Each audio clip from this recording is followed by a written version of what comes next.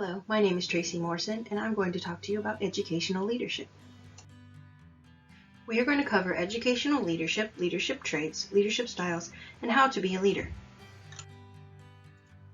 Let's go back in time and talk about a great educational leader, not to mention she was a woman, blazing the trails in California in the early 20th century, Susan Miller Dorsey. Dorsey was a superintendent in Los Angeles. She started the Sloyd School, a vocational school to help educate people and get them working in the field quickly. Susan Miller Dorsey was an educational leader. She refused to engage in petty verbal pollution with people who intentionally tried to provoke her. She had a simple work ethic. Do each day's work each day. When confronting problems, she always would ask, what is it, why is it, and what of it?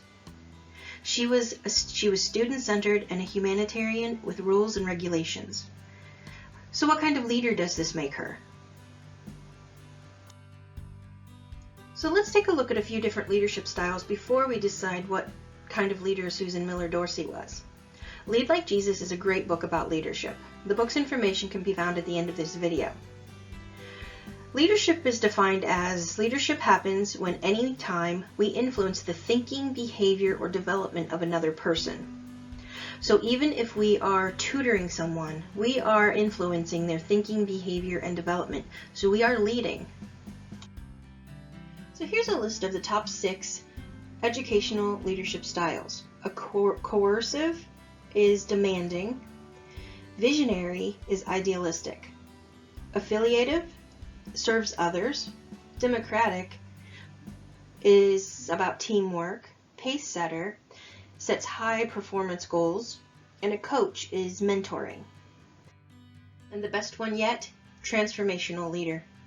It's a mix of all the best qualities of the styles that we've just talked about. Strong character, creative, inspiring, they respect others. As leaders, we should aspire to be transformational leaders.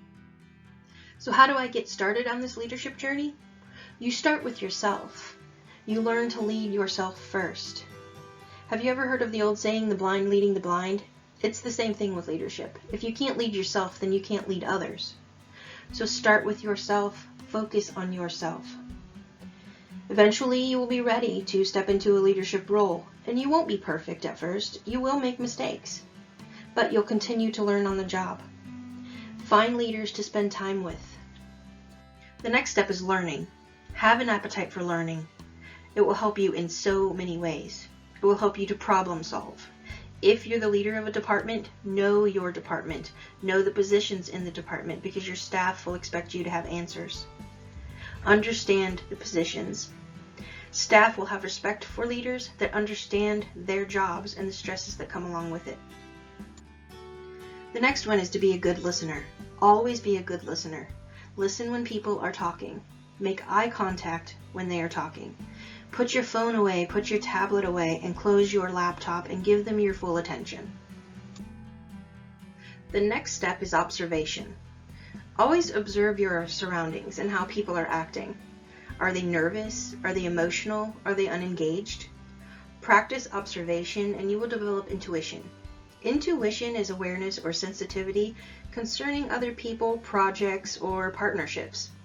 This is a practice of trusting your instincts. And last, love yourself. Love yourself and forgive yourself. You will make mistakes. You will learn from your mistakes. You will overcome your mistakes.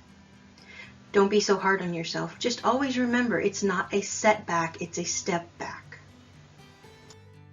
So returning to Susan Miller Dorsey, now that we've gone through the different educational leadership styles, what kind of leader do you think she was? I don't think she was coercive. She didn't sound like a selfish person because she truly wanted to help people and educate others. I would say we could take the best parts of all the leadership styles, classifying her as a transformational leader. For example, her strong character. She was a woman holding a man's position in the 1920s.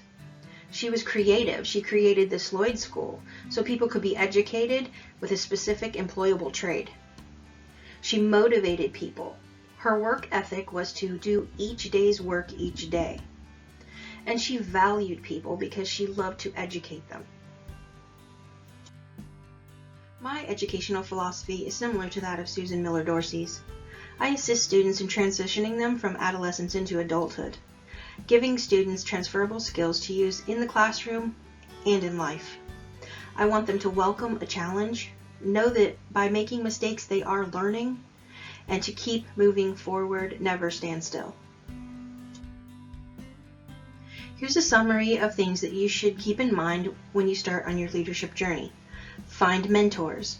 Choose qualities such as compassion or being inspirational. Choose a leadership style. Lead yourself first. Keep learning, be a good listener, be observant, and always love yourself. Here's a list of recommended books referenced in this video. Thank you.